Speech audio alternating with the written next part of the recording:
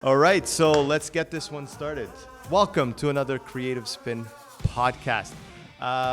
So today we have our guest here, and just so that we understand what we're doing, we're basically in these podcasts we have creative conversations, and what we try to do is just share information with our viewers and try to, help them out with whatever we can. Today we have Mihai. Now I'm gonna screw up probably your last name, but here we go. Raducanu. It's close, man. It's really good. It's really the good? closest anybody's got it, so it's right. good. Thanks for having me, man. No, not a problem. So for today's podcast, you guys, we're gonna be talking obviously basketball. This is gonna air probably a week afterwards, but it just happened yesterday for us. Go Raptors, go! That's it. So we What a need to touch just a little bit. We have to. Of course we do. Yeah, And you being a basketball guy, we have to. But we really want to dig in is in the personal development side that you're very involved with, and pushing the limits in life, sports, business, all that kind of stuff. I think this is going to be a fun interview. Yeah, for sure. I'm pumped to be here, man. Thanks for having me. Hit the intro.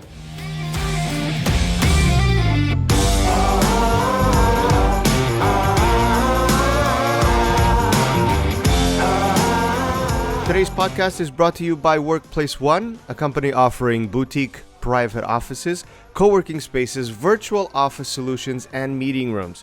Amazing spaces in the best neighborhoods in Toronto and Kitchener-Waterloo. Ideal for entrepreneurs, companies, and passionate business people. These spaces provide a stimulating environment to build, network, and drive business. With 5 different locations in Toronto and 1 in Kitchener, Workplace One is definitely where you want to be with your business. For more information, just jump over to their website at workplaceone.com. Mihai, I was telling my wife yesterday, I'm worried. I don't know if my guest is going to be coming in tomorrow because he might be partying all night long with the Raptors win. You got to pick and choose. You got to pick and choose when you do that. But I was up. I was watching. I was working for the first quarter.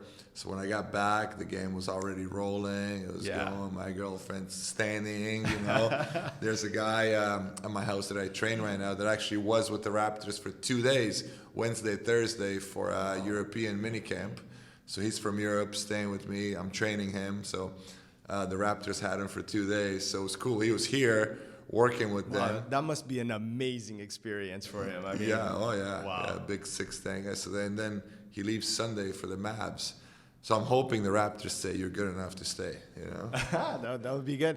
Why don't we go right away to your origin story? Let's talk a little bit about where you came from, how you got here, and all of this involvement with basketball. I mean, if you're just listening to the podcast, you don't know, but I mean, Mihai, he's a short guy. I mean, no, you're built for basketball, let's just say. Yeah, built for basketball. And my mom played basketball. My dad was a track and field guy. Oh, those genetics are working right there, right? Yeah. And it was just, they forced me towards track and field. And I tried to do it, and I just, I didn't like it. And then when I was 13, I started playing basketball. There you go. You found your passion? Yeah, found it, and just, European system works differently. But anyway, that was my language. When I came to Canada in '95, I finished grade 9 in Romania. Oh, so we were talking about Romania, right? So back in the day. Yeah, back in the day. So I came here when I was 15. Wow. 1995, I was 15. So do the math. I'll be 39 next week. There you go. Yeah. So, but coming here and not being able to speak the language, the only thing I wanted to do is play basketball. And the easy thing to do, and I speak a lot about this, because the easiest thing to do for us would have been to get involved in the Romanian community and to just hang around with Romanians. That's usually what we see happening, right? Yeah. But why? I just left a bunch of Romanians for a better life, right? Yeah. So I took ESL classes and I learned English in 1 semester. Obviously, being on the court, playing, talking to these guys on and off the court, getting rides with them to the games, it just improves your language. Yeah, it kind so of much. forces you in a good way to learn a little bit quicker because you need to communicate. Yeah. And now that I look back at it, I realize that was so uncomfortable, but I thrived. But that's what pushed you. That's right. I thrived so much in it. And, you always have moments. I mean, you can look back at your business. We're talking before we went on the air, and you're like, man, I did so many things wrong. So many things. I think I still am doing stuff wrong. Right. But then you can also look back on your business and say, or your life in general, say, I've done so many things because of who I am, but I didn't know I was doing them because of who I am. Yeah. Later, as you grow, you learn who you are and you reflect. But I also think, like, we just said mistakes. I now, and I guess it's because of all the gray hair, I see it differently. It's not mistakes. It's just the steps that it took. It's learning. It's the process. You need to make those quote unquote mistakes in order to go ahead and learn. And what we're saying here is sometimes I wish I didn't have to learn every single little thing. Yeah. And I wish I could have YouTube when I was growing up and try to learn a little bit quicker the system, the process, the things that I needed to know. But it is what it is. That probably made me a stronger human being and eager to fight more. First of all, for me, and I gotta backtrack a little bit, just because the origins of all this. Okay. And for me, I'm a very lucky human to be 39 years old and still bounce a basketball. And really, I hear you. I know the bones and the muscles don't act the same way anymore, but yeah. They're good. I'm good. You're still good. You eat good, you work out, and you keep it natural, you're good. But we're not here to talk about that. But, I'm lucky because sport is what I do. And sport it's not just playing the sport. Sport just brought on this whole world for me. And 11 years ago, I started, after I finished playing college basketball, I played on the States. And then at the time, I was a police officer. Mm-hmm. And one of my coworkers said, hey, can you work out my kid? You must know what you're doing. I'm like, man, sure, yeah. Right? And I was fortunate enough that in my past, my high school coach, my university coach, they were all very, very good at what they were doing. And I didn't realize how good they were until you get older. And they taught us how to be humans. Yeah. They taught us how to be proper human beings, not just basketball players. Take care of your schoolwork, take care of your laundry, make sure you're tucked in, make sure you're shaven, make sure no headphones in road trips, talk to each other in the car, things like that, right? So I took that as it's normal. Everybody does that. But it's not. It's like the furthest thing from normal. But if you educate, and let's go back quickly, because I know you want to talk, but let's go back quickly Let's to this. Navigate, man. Yeah, man, this generation. So we're saying, well, these kids are that. They're not. Because right now you walk into any high school gym, and you'll see kids on the court with hats on, like baseball caps. You'll see kids with hoodies on, right, like their hoods up. You'll see kids with headphones in, and teachers and coaches are like, well, that's just what they do. That's just today's generation. No. They're allowing that. Older coaches will say, take your hats off, take your hoodies off. And the kids are like, man, this guy. They just like begrudgingly do it. Mm-hmm. I do it differently. I talk. I walked in a gym on Tuesday, and it was a gym I've never been in, with kids I've never been in, sort of inner city kids. With chains, with earrings, with hoodies, with AirPods in their ears. One guy had a hat on backwards. This was a basketball team. Oh wow! Never once did I demand for them to take their stuff off. I just started talking, and I started talking about self-respect, and I started talking about respecting the court that we're on, and I started talking about the way we carry ourselves is the way we help our teammates grow, and the way we become a team, the way we create a culture. And I never said, take off your chain. I said, hey, what if my finger gets caught in your chain? And showed him so his neck's hurting with my finger in there, right? Do you have a hoodie on when you eat? Do you have a hat on when you walk into a building? And things like that. And I said, we're going to play now. We're going to work out. Do what you need to do. Every single kid took off their necklaces, earrings, hoodies, hats, I never told him to. Because they know. Education. You have to get to know them. So you can't go to a workshop and be like, I'm going to go get motivated because Jamie's speaking today or Mihai's speaking today. I'm going to get motivated. I'm turning my life around. I think that's a crock of shit. I don't know if we can say that, but I'm sorry. No, it's okay. It's all good. You know, like you can't. You got to go and you got to start. If you go to any of those things, you got to go somewhere where you find who you are. So I always say to people, when I was a kid, my mom used to be like, hey, yeah, you messed up. You better go in your room and you got to hang out there. You might hang out for an hour, for 2, for 3. You might be there for a whole day. You can't come out. But you know what that does? That's solitude. You know what happens in solitude? People go crazy. I mean, you start seeing some cool things within you. Yeah. You start realizing things about you. You start understanding who you are. You start seeing deep inside you. So the first thing I tell people all the time is, go hang out in your room for a couple of days. Just think no about phone, life. no nothing. Who are you? What are you doing?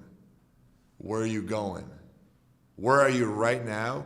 Where do you want to go? And are you capable of doing that? And if you're not capable of doing that, who do you ask for help? How do you find out who can help you? And those are all questions that start being sparked inside you. And that's the whole growth mindset. Now you're actually thinking. Now you're actually processing. Now you're not just, Now, cruising through life. I agree 100%. Do you think you can apply this to everything? In life, sports, business, everything? 100% you can apply it to everything. 100%. You have to also understand your limitations.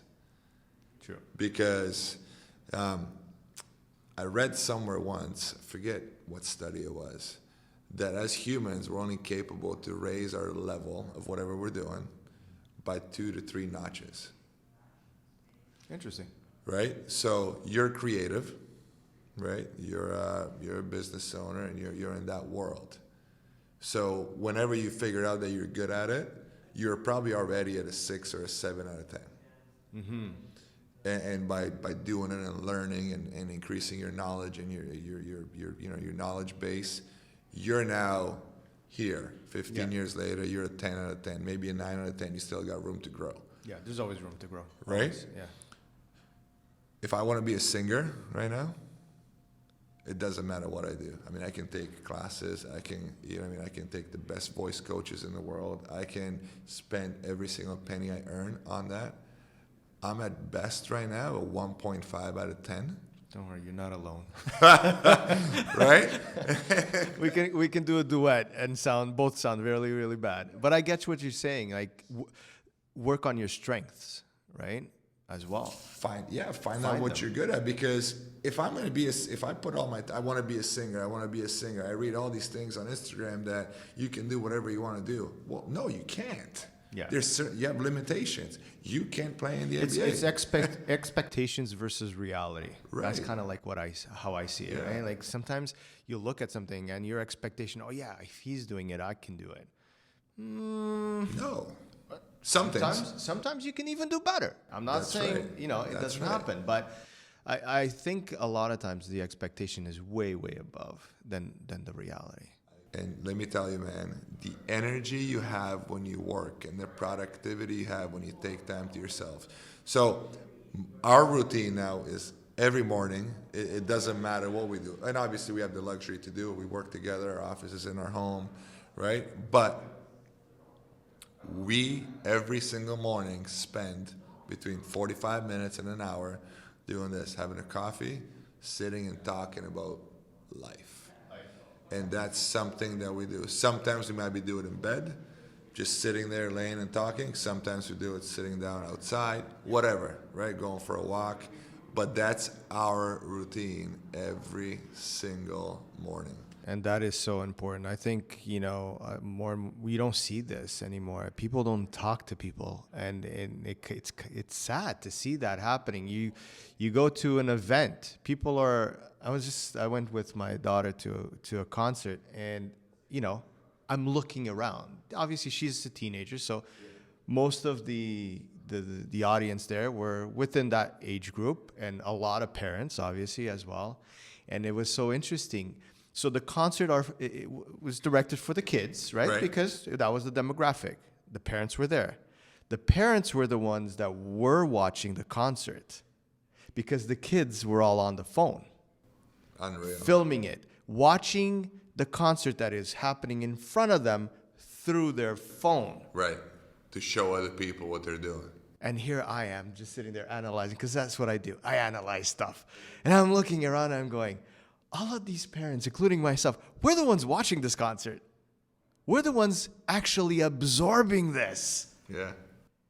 And these kids are just going through, and I told my daughter, watch the concert. I'll film for you a little bit. She wanted to film. I got it. I got you. And I think it's about the communication. It's about taking things in. And we're kind of losing that as a society. And I'm happy to hear you're doing that with your girlfriend. And I'm hoping that by us talking about this, some people listening or watching us will go, you know what? Let me try doing that too, because I think it's getting lost. Don't try to do it. First of all, trying is like, it's the worst excuse in the world. I try my best. Garbage. Just do it. Do it, yeah. You know what I mean? And then 100%. and it's like trying every time I'm trying my best. No, you don't know what your best is. You have no idea. Just do what you need to do really hard, as good as you can, and then guess what? It's not going to get easier. It just keeps getting harder because you keep getting better. Mm-hmm. And you got to do it. And people that say, well, I got to be on this and I can't have downtime and I don't have time to go to the gym and I don't have time to work out and I don't have time to. Or I'm going to try to go to the gym today. And yeah, bullshit. Because listen, I mean, when you wake up, backtrack. What's more important than you? Nothing. I always do this when I do speeches, when I show up. First question I ask when I walk in the room is, I want you guys to think of the top 5 things you love the most in your life. And I give you 10 seconds. So there you see people, right? They're like, top 5 things. I said, and rank them in order, 1 to 5. And then I ask, put your hand up if the number 1 thing on your list was yourself. You never see a hand up. Yeah. And people are like, well, I love my family. But guess what? If you don't love yourself, if you don't treat yourself well, if you don't take care of yourself, you're no good to your family. You're only like 80%, 70%, 50%. So these people that are like, well, I can't stop, I can't like slow down. You can, you just don't want to. You don't value yourself and you don't value what you bring to your environment, whatever your environment is. And what are the plans for the near future? I always say near future because the future, who knows? We don't know it. Yeah. Our actions. The near future, the closer plans. Yeah. Well, the plans are to continue to improve basketball worldwide. So, I run a couple of companies, and they're worldwide basketball companies. And, we've established in China a coaching education curriculum. We have an online coaching education curriculum. So, a mentorship program. So with basketball is to help players be better, to help coaches become better coaches, because again, we go back to the information thing. So that's the goal with basketball. With teaching, I love teaching because I'm teaching entrepreneurship and sports finance, which is amazing stuff. Yeah. And then obviously, because of my success in those areas, the speaking part of things has grown, and it's kind of morphed into this amazing course that we just finished, a 16-week program, a pilot program, with 2 high schools in Hamilton. And it was a pilot program, and we called it Leadership Through Sport. And I came up with the concept along with my girlfriend, Britt, and we drew this up, and we thought the impact would be good. We didn't think it would be as good as it got. That's awesome. And so now building that into kind of like, hey, here you go, use this in your school. Here you go, use this because it works. So you've created the blueprint for that. Yeah. And now we're gonna clean it up. We're gonna debrief, and but we documented everything. So that's awesome. You see everything sports related for me, and everything goes through sports and everything. So the future is going to be dictated by how well and my actions in these things that I told you are going to come out. And my desire, my legacy, my footprint on this world is to impact and to create other leaders. I don't want followers. Don't want anybody to follow. I don't want you to be like Mihai. I don't want you to be the next basketball trainer, professor, business guy. No. Be you.